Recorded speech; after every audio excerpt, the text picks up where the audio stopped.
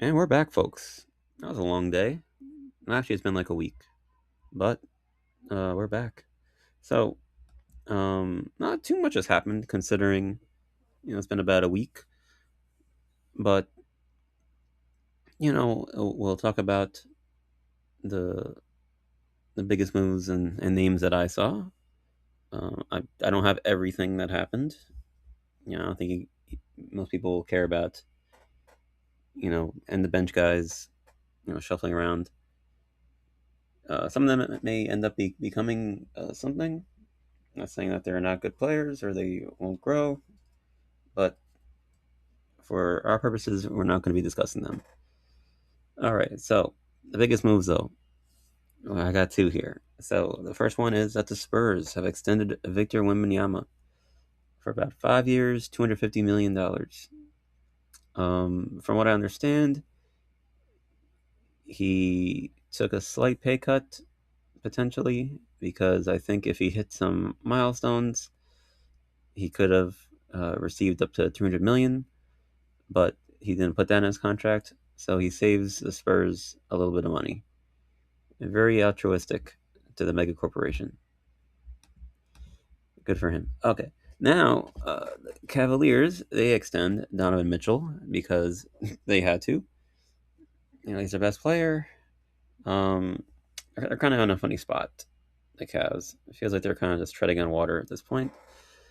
Uh, yeah, but they kept their guy, and maybe they get LeBron back. Who knows? All right, so those are our big moves. The media moves, though. Okay, these are a little more interesting to me. So Atlanta Hawks bring back John Landale, who they got at the trade deadline this past season from Memphis. He was like a stretch five, and he was not available for them in the playoffs against the Knicks. But he's back.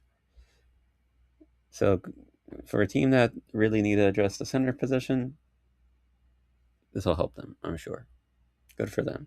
All right, the Pistons traded Karis LeVert to get Torian Prince and Gary Harris. I'm surprised Gary Harris is still on a roster. No shade to Gary Harris though. Yeah, I think Detroit saves a little bit of money with this, and they also help Minnesota. They help Memphis because Memphis had too many players on the roster, so they turned two players into one, and I think they get some draft compensation. So good for them. But then Milwaukee does something funny, and they extend Gary Trent Jr. We'll get into that more in a sec.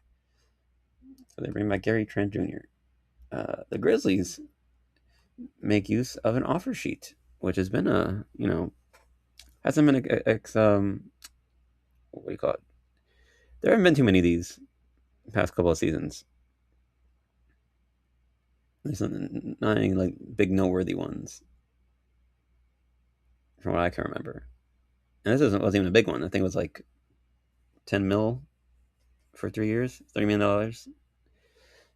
So Grizzlies get stretch five Dutchman from the Golden State. Golden State refused to match it, so he's going to Memphis. Dallas, they signed Tarek Bibervocic to a contract. This was one of the players that was acquired. Well, his draft rights, or yeah, his draft rights were acquired from Memphis along with Santi Aldama. So interesting. We'll see what happens with him. I'm very curious with a lot of the guys on the Mavericks roster. And the Knicks bring back Jordan Clarkson. So basically, they got the whole team back together. Besides the centers, center rotation looks a bit different right now. For the most part, most of the guys are back. Okay, now the small moves, which is just one. And I could have listed more, but Chris Middleton, biggest name here from Raw Star. So some of these transactions, Tarek Bibervocic, the trade that I think included what's his name, Isaiah Stewart. to the Grizzlies. A bunch of other transactions ended up being part of this big trade, and one of those pieces was Chris Middleton ending up on the Wizards. I think it's like 3 years for like about $6 million per year, roughly, something like that. So interesting move. The Wizards wanted him back. He was previously a Wizard until the trade deadline, but I guess they wanted him back. I'm not sure if it was for his veteran presence or what. I'm assuming at this point, but yeah, that's a small move that I have here. Okay, now other news. Tyler Hero receives a punch from Bam Adebayo in Las Vegas. Apparently, there was some bad blood, I guess, between them after I guess it came to light that Tyler Hero was talking smack about Bam in DMs to like some random fan or something, and I guess Bam confronted him in Las Vegas and punched him. That's what happened apparently. Um, so we'll see if that develops into anything later during the season. Uh, the Kawhi Leonard trade mentioned here, that actually is not official yet. So Toronto will have to wait for Kawhi Leonard, and we'll have to see, if anything happens with that.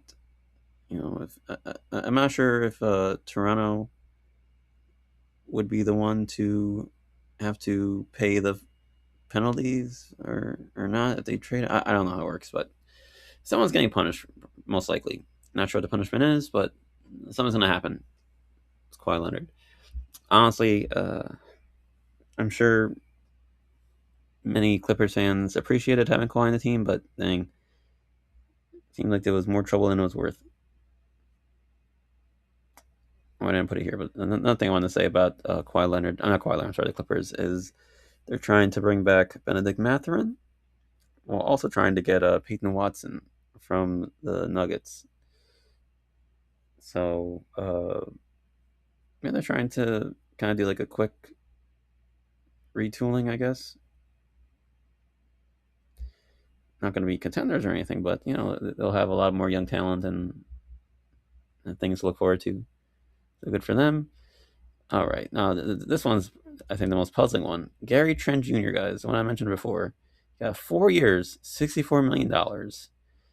Um, that's 16 million a year, right? That's 16 million a year. About that's crazy. Like the Knicks aren't even paying Landry Shamet 16 million over 2 years, and Gary Trent Jr., a worse player, is getting this much. Um, this may have been like a some kind of handshake deal type of thing, or because he was playing basically for the minimum, I believe last year. Maybe did the Bucks a favor and they honored that handshake agreement. I don't know. Just speculation.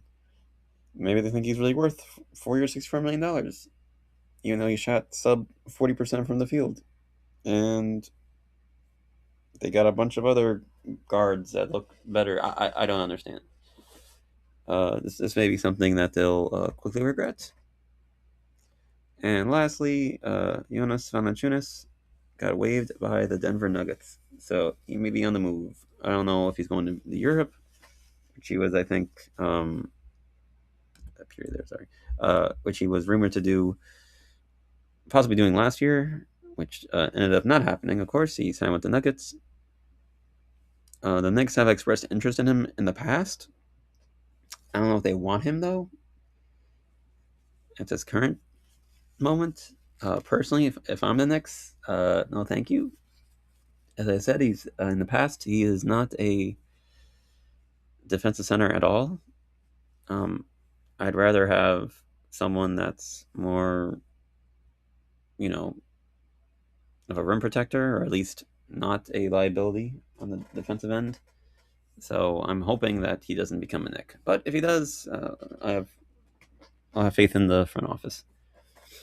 And even if he isn't good, I trust that they'll pivot. All right, so that's the main news from the week in terms of transactions. Now, if we go to summer league, we'll talk with the Knicks or about the Knicks. They had two games. Both were pretty embarrassing. The latest one was Saturday, the date I'm recording this, and yeah, so it's pretty interesting. In the past, the Knicks actually had decent summer league rosters and stuff. This year, not so much. Not so much. We got 10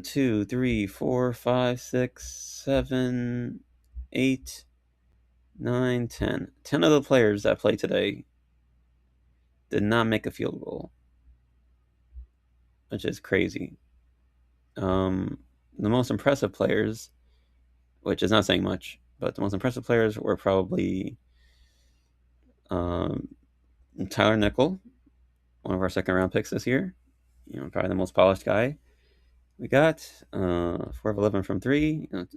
Was not shy shooting from distance. Not bad, not bad. I'm considering everything else. Not bad. Also got 2 blocks. Nice for him.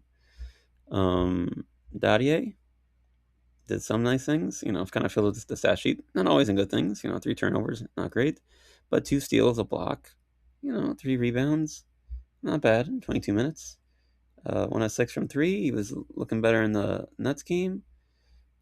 And 4 of 12 from the field. Diawara, though, man, he's looked pretty lost. But, Kolek also looked lost last year. And Kolek was also like, 24, 23? So I'm not really worried, although I'm a little disappointed that he's not showing out more. But I didn't watch this. But from what I understand, he was kind of given ball handling duties. And, this is a guy that's like 6'9". And his dribble is not like, maybe it's decent for a guy that's 6'9" and, better than you'd expect from a guy that was drafted 51st overall as a really raw prospect a year ago. But, he's not, I think, by any means going to be mistaken for a point forward anytime soon. So, another rough game from him.